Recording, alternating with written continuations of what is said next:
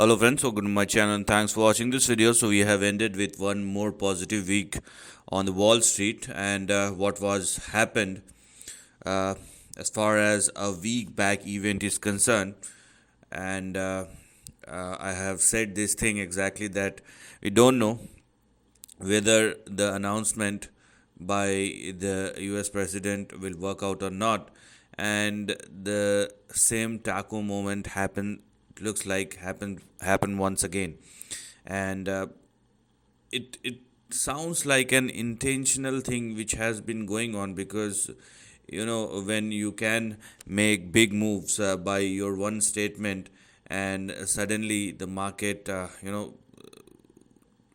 falls down, and then you reverse back or ease your statement and the market moves higher, so somebody is making money. Okay, now I'm not going to talk about that, but at the end of the day market started recovering, and one week has already passed, and you can clearly see the Friday's close on the Wall Street, where Dow Jones up by 238 points, S&P 500 35 points, and Nasdaq is 117 or 118 points, which is indeed a good sign. So let us see, with the kind of current price positioning of all the three major indices, what the market is indicating as far as the last 1 week, and obviously what lies in the week ahead. So now this is the very immediate price chart of Dow Jones. Now, the broader chart, if you're looking at the daily chart, you will see a big breakout that has already been happened.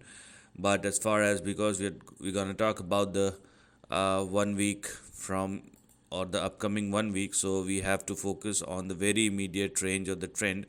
And as one can clearly see, this was the previous fall, and now Dow Jones started moving higher.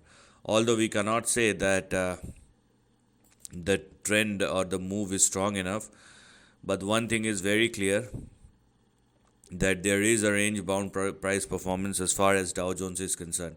So as far as the current price behavior of Dow Jones, we have 45,780 as our support, and we have 45,484 as far as the stop loss is concerned. Similarly, we have 46,876, and we have 47,100 to be looked at as far as the upper end of the range is concerned. So, as far as the big trend is concerned, I mean, there is no doubt that the big trend is positive. But when we are talking about the last couple of trading sessions and the upcoming trading sessions, or couple of upcoming trading sessions, then unless you have a move beyond 47,000, 47,050 or 60, you cannot go for any further upside. Right now there is a range bound price performance as far as the current price chart of Dow Jones is concerned. Based on the price expansion either on the upside or on the downside, then you have to decide where the movement could probably be. Okay, so it's a range bound price formation which has happened, and most probably it will be the same. Now, as far as Nasdaq is concerned, similar type of pattern formation, but it's it's more weak, I would say. Although you may say that I mean, there are multiple support levels, but you need to observe the structure. Okay, and the structure gives me an indication of a weak trend and not a very strong trend. But anyways, because Nasdaq is also trading in between a range, so we have to stay within the range. Okay, I have a thought based on my observations, because when you keep on, or when you constantly looking at the charts, when you go through thousands and thousands of charts, you know what kind of price action it is. Okay, so it's a general observation, and that's what I have shared.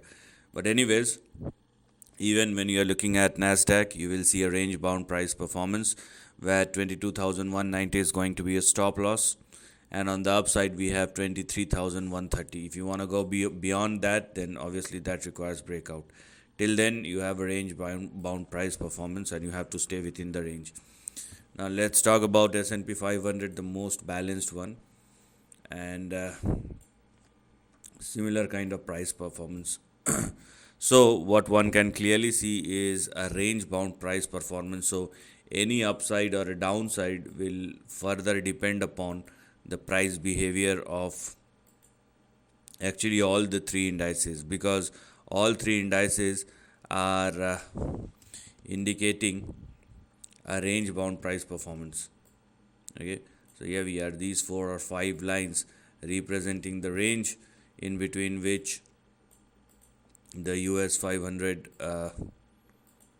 or SPX index is trading. So 6550 is going to be a stop loss, and on the upside we have three targets to be looked at, starting with 6699, and we have 6727, and the major target or resistance will be 6765 or 766. So this is something which we're going to look at as far as the overall range is concerned. So if you want to go beyond that, then obviously that requires further breakout. So you can expect a range bound price performance unless something very bad happens and you will see a major crash.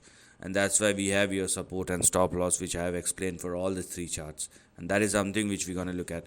Now let's talk about the dollar index and let us see what kind of indication we have from dollar index. So this is what we have here. So for the last couple of weeks, you can clearly see a very good strength as far as dollar index is concerned, but we have a fall from the highs of 99.55. So the current situation here also we have a range or a conditional range, because dollar index is an indicator. Okay, based on the price behavior we have for dollar index, you may see whether an upside or a downside as far as the overall price chart or price action is concerned.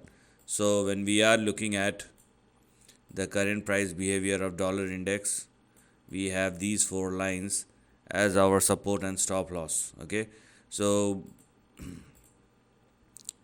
the good thing is, if dollar index continue to trade below 98.63 and 98.50, because in that case you will see a move towards 97.60 and 97.48, and they are your next support and stop loss.